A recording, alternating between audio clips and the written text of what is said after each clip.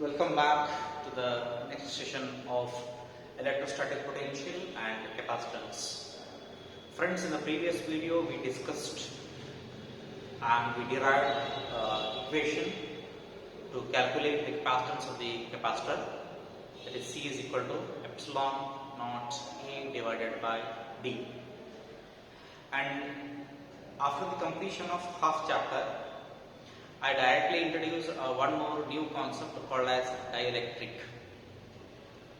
How the word dielectric is related to capacitor. How the word dielectric is related to the capacitance of the conductor or capacitance of the capacitor. As we know that the dielectrics are the non-conducting substances. And the capacitor is a device which is consisting of two parallel plates of equal area separated by a small distance and acquiring small amount of charges on it or amount of charges on it, having the surface charge density plus sigma and minus sigma 2. Today we are going to discuss a new concept that is called as effect of dielectric on capacitance. Friends, to understand this concept in detail or thoroughly, first and foremost, you must understand where exactly the dielectric lies in the capacitor. What it does or what happens if I introduce a dielectric between the two plates, that we have to discuss in detail. First of all, here I have considered, if you look at the diagram, here I have considered a capacitor consisting of two large parallel plates 1 and 2 separated by a small distance d. Then the charge on each plate is plus q and minus q, while the surface charge densities are plus sigma and minus sigma respectively, that is respective 1 and 2. Between the two plates there is a space. If that space, in that space, what is there? Right now the electric field is there and it is moving from plate 1 to plate 2 or positive plate to negative plate. Next thing is, in this plate, suppose if I fill only the air, that is oxygen, that is called air. Suppose if I fill the air, that means at the beginning between the two plates, if nothing is there, that is if the air is there, if it is occupied with vacuum, then I have to write the electric field equation, I have to write the potential equation, as well as I have to write the capacitance equation. Then that is, if air is the dielectric media, if air is the dielectric medium between the plates, then electric field E is equal to what we derived yesterday? This sigma by epsilon naught, that we derived already yesterday in the previous video. So then, in the place of surface charge density, what I am going to write is, I am going to substitute what is sigma, that is surface charge density. Surface charge density is nothing but charge per unit area, that is Q by A, that I am going to substitute here. So once if I substitute, it becomes Q divided by epsilon naught into A. This is equation number 1 that we have discussed. Once again I am writing step by step. Once if I write the electric field equation, then soon after I have to write the potential difference between the two plates. The potential difference between the plates. The potential difference between the plates V is equal to E into D. That is equal to, V equal to D, that is equal to Q into D divided by epsilon into A, because E is Q divided by epsilon A. Then look at this, here is Q Q by A is there. First substitute Q by A, then it becomes sigma D divided by epsilon naught. Say equation number 2. After this, once if I write the electric field equation and the potential equation, I have to step into the next step, that is called as the capacitance of the parallel plate capacitor.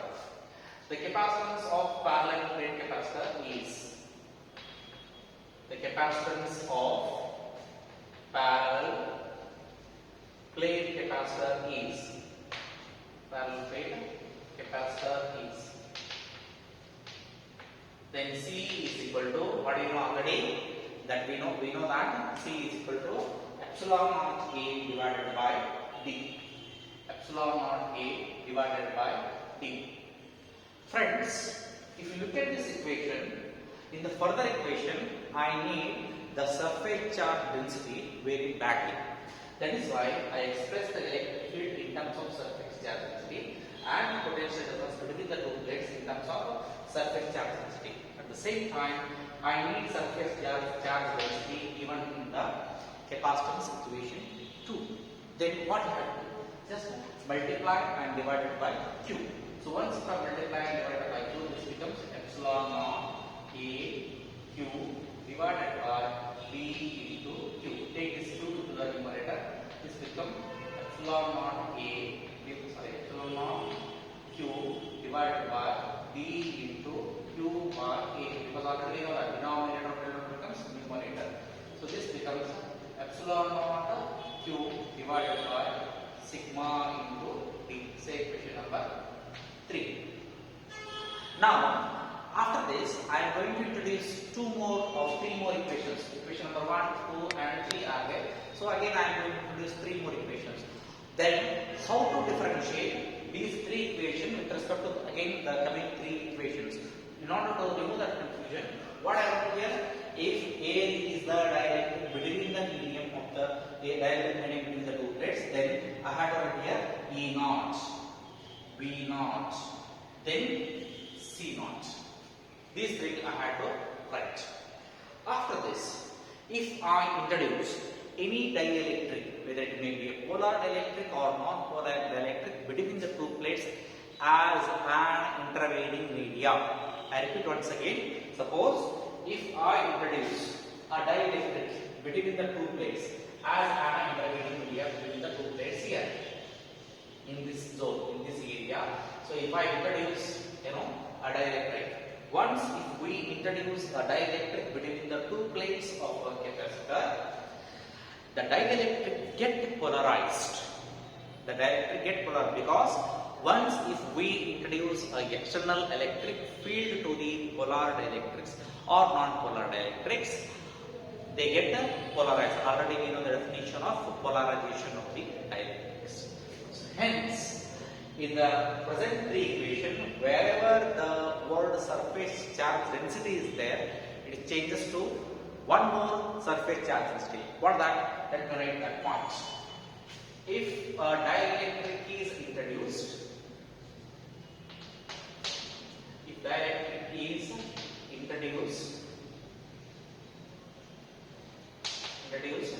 between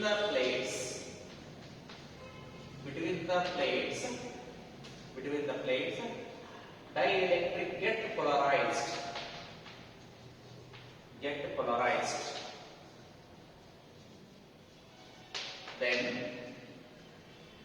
Then sigma changes to sigma minus sigma p. What is sigma p? Polarized surface charge density. You may ask, where the word is electric field come into picture. As I said here, if a dielectric is introduced between the plates, dielectric get polarized. Then sigma changes to sigma minus sigma p. Question is, why the dielectric is getting polarized? Answer is very easy. Before introducing the dielectric between the two plates, what was there? Two plates were there. Both were charged with one plate charged with a positive charge, and the plate is charged with a negative charge. Between the two plates, there is a small space called as D, and in that D, what is that space? What was there? Electric field is there. This electric field is responsible for the polarization of the dielectric introduced as an intervening media between the two plates. Then wherever sigma is there in the equation 1, 2 and 3, replace it by what? Sigma minus sigma b. Then I have to be right here, electric field E is equal to, what is now? It was E0. That means E0 means what is E0? Electric field in absence of dielectric, potential in absence of electric field. In absence of dielectric, then capacitance in absence of dielectric. Now I am using only E, C and B. So once if I write what is E, E becomes, what is E here? Sigma by epsilon naught. Then it becomes sigma minus sigma P divided by epsilon naught. Say equation number 4. Potential difference between the plates. V becomes sigma d divided by epsilon naught. This becomes sigma minus sigma p into d divided by epsilon naught. Say equation number 5. Then the capacitance of the capacitor COC, C becomes, that is this equation, epsilon naught into Q divided by sigma minus sigma p into D. Say equation number 6. After this, here we wrote here sigma, that is polarization, that is surface charge densities to changing surface charge densities of the plates, plate 1 as well as plate 2. Now I am going to do one more important thing, that is for linear dielectrics. For linear dielectrics, changing the surface charge density is directly proportional to the surface charge density, that is directly proportional to the electric field. Hence I can write here sigma minus sigma is directly proportional to sigma. Then once if I replace the proportionality by a constant, then it becomes sigma minus sigma p is equal to sigma by k. What is k here? K is a constant, where k is constant. What that constant is called as, I will explain afterwards. Or you can say k is a dielectric constant. Please keep it in mind, this is capital K. Now, wherever sigma minus sigma p is there in equation number 4, 5, 6, now you replace. Now you replace the equation by sigma k, or else if I rewrite this equation, we can get the same answer. Then, wherever sigma minus sigma p is there, I am introducing this concept. Let's write step by step. So equation 4 implies electric field E is equal to sigma minus sigma k replaced by what? Sigma divided by k into epsilon naught. Then equation 5 implies V is equal to sigma d divided by k into epsilon naught. Equation 6 implies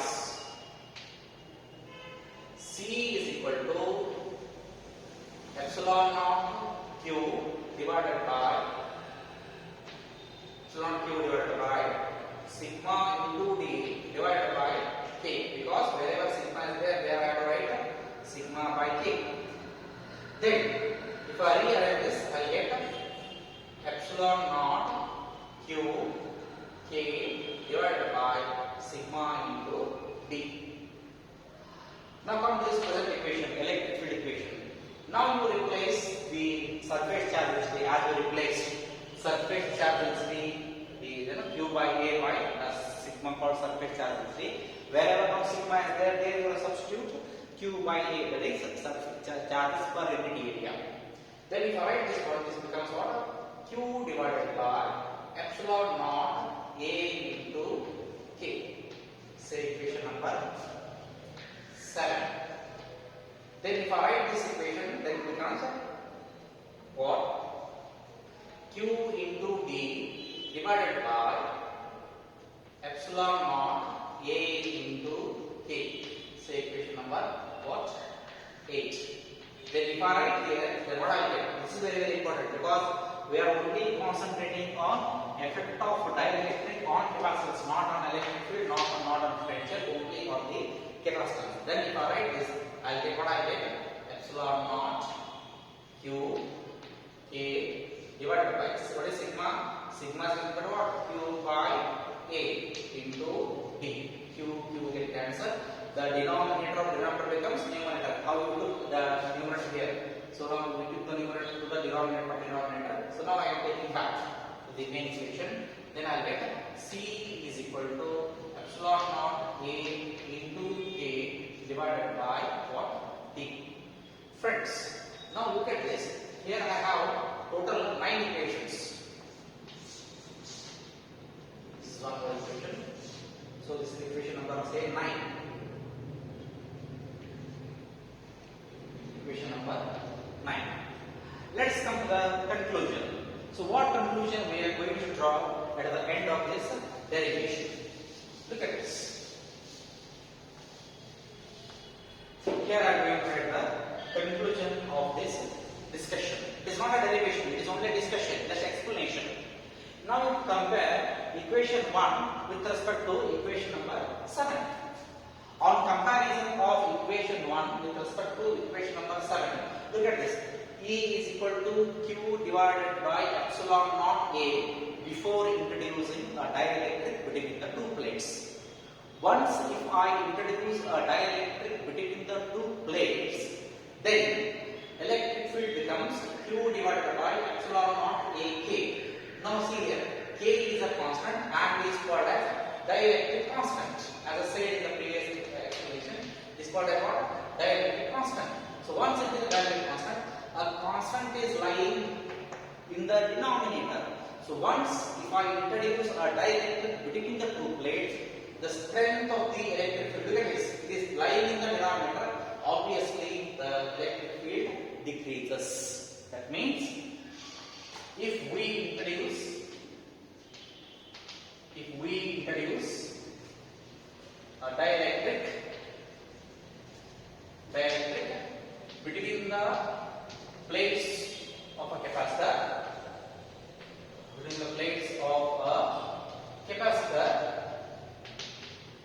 then one by one.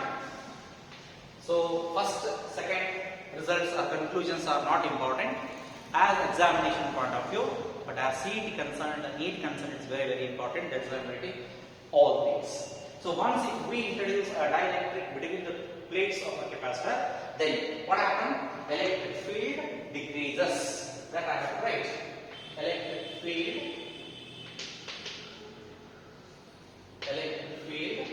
decreases. Next, D. If you compare equation number 2 with respect to equation number 8, look at this. V0 is equal to Q into D divided by epsilon naught into A. And equation number 8 says V equal to Q into D divided by epsilon naught A into K. That means almost equal to V0, but only except one term is called as K. Even I can distance V0 by K. Again, the dielectric constant K is lying in the denominator. Once it lies in the denominator, again what happens? Potential also decreases. That means if we introduce a dielectric between the two plates of a capacitor, the potential difference between the two plates again decreases. That is what I have to write. Potential difference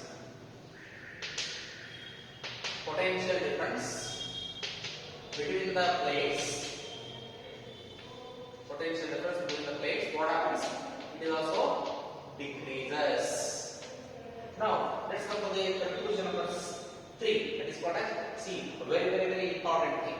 Now if you compare equation number 3 with respect to 9, look at this. C0 says before introducing a dielectric, right? The capacitance of the capacitor is given by epsilon naught A divided by D. Once if I introduce a dielectric between the two plates of a capacitor, look at C is equal to epsilon naught A into K divided by D. If you compare these two equations, what happens here? Epsilon naught A same is there, D is there, only K is there, but where is the K constant? Constant is lying in the numerator. Very important result. As a result, what happens? Once if I introduce a dielectric between the two plates of a capacitor, the capacitance of the capacitor increases. This is very, very important. If we introduce a dielectric between the plates of a capacitor, then the capacitance of the capacitor, very, very important. Capacitance of capacitor increases right here. So capacitance of capacitor increases. Because this is very, very important. So in the examination they will ask you, right, for 5 marks, very, very important question it is. It may be a question number 33 or 34 depending on the question paper setting pattern. So he may ask, almost is question number 33 part D. So in this they may ask, discuss the effect of dielectric on the capacitance of the capacitor. I repeat once again the question. Discuss the effect of dielectric on the capacitance of the capacitor. Just draw a small diagram right side, then start explaining. Consider a parallel plate capacitor consisting of two large conducting plates separated by a small distance d having equal area capital E. To stop. The charge on the plate plus Q and minus Q, while the surface charge density is plus sigma and minus sigma respectively. First paragraph over. Second paragraph, the capacitor of the distance between the two plates of the capacitor is filled with air, or if it is vacuum, then the electric field, the capacitance, then the electric field, then the potential difference, then the capacitance. Write all three equations. Afterwards, if a dielectric is introduced between the two plates as an intervening media, the dielectric get polarized because of the electric field present between the two plates. Right? Then the dielectric, that is surface charge, changes to sigma minus sigma b. Then replace this, write three equations. Then afterwards, for linear, this is very important. For linear dielectrics, the change in surface charge density is directly proportional to the strength of the electric field. Even I can write here sigma minus sigma b directly proportional to sigma. Then replace the proportionality by a constant. Then we get 1 by k. 1 by k is the proportionality constant and is called as dielectric constant. And this dielectric constant is there. Then we write afterwards. Substitute wherever sigma minus sigma b is there. Then you write sigma by k, then k. Then substitute and arrive at the final result and write only the third conclusion. What I have written here at the end of the result, if we introduce a dielectric between the plates of a capacitor, then capacitance of the capacitor increases. That much you have to write. No need to write the remaining first two results, that is discussions. I hope it's understood. It is very clear to you people. So if you not follow, again and again you see, for any queries, just text me or call me. I will clarify your doubts. In the next videos, we will discuss the next important concept of this capacitor. Thank you.